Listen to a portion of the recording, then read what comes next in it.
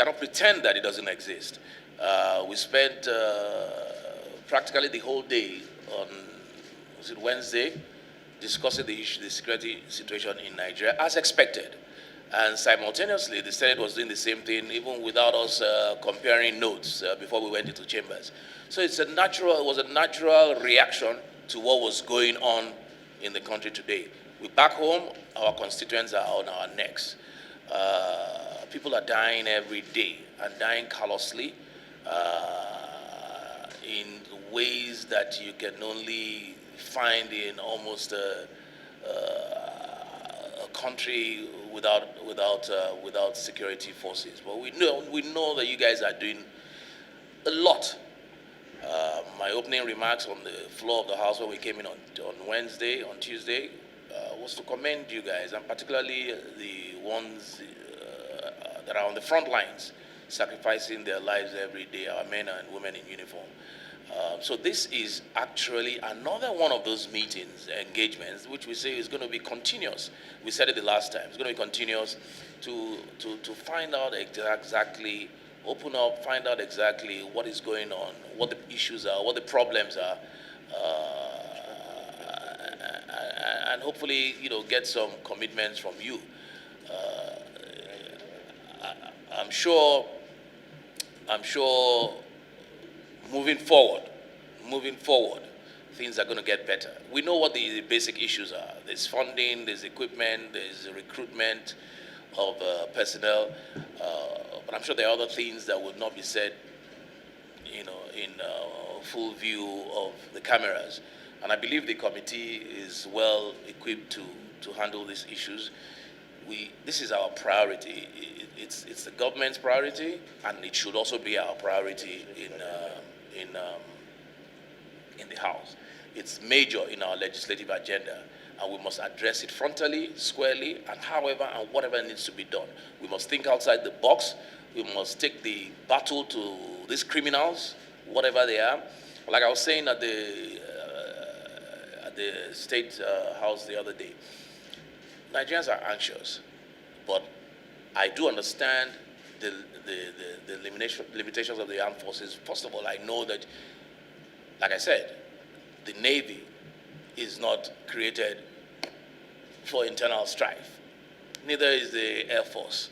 Neither is the Army. It's just the police in any country. But because of the circumstances, you have all been roped into what is happening internally. Yours is to address external aggression. When we're talking about banditry, kidnapping, and all of those things, those fall squarely and almost exclusively under the jurisdiction of the police. But I guess because it's called armed services, we need to work together at this point. Some may say that we are at war, depending on how you define it.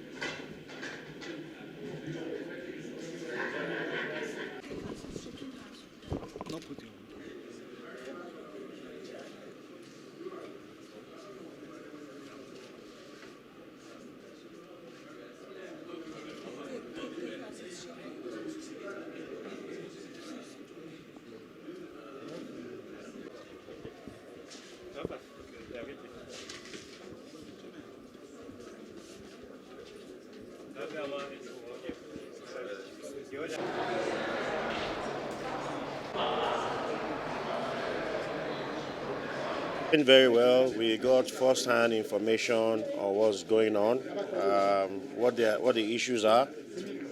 We've deliberated extensively. We're going to report back to Parliament on what we've heard from the service chiefs. Deliberated extensively. So are you people satisfied by the answers, knowing that Nigerians every day will record deaths in different parts of the country?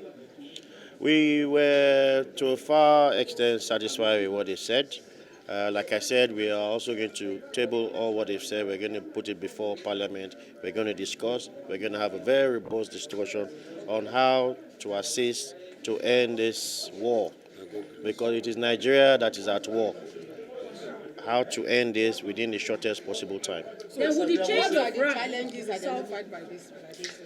Military issues are not things we should be discussing in public, but they raised a lot of issues that we must all sit down as Nigerians to discuss. One of it I can mention is there's probably an international dimension to what we see. There's ISIS, there's ISWAP. So those are things that we need to discuss in a very, very classified manner. But what we want Nigerians to know is that we're committed to them 100%, to see that we assist the military, the armed forces, in ensuring that this matter is put to an end within the shortest possible time. There was a resolution by the House that this service chief should resign, failure of which the president should sack them. Have you made a U-turn on this? No, it's not a U-turn, but the most important thing that Nigerians want is they want the security of their lives and their properties to be protected. That is the meeting we're having today. Sacking service chiefs is not, we can suggest, but it is a function of the Commander-in-Chief of the Armed Forces. The buck stops at his table. So there are allegations and insinuations that there's an international dimension. You just mentioned something like that now. Now, some people say that some countries are feeding these insurgents with arms. Is that true? Have they said anything like that? Yes, like I said, that's part of the things we discussed. You understand? So there could be some truth in that.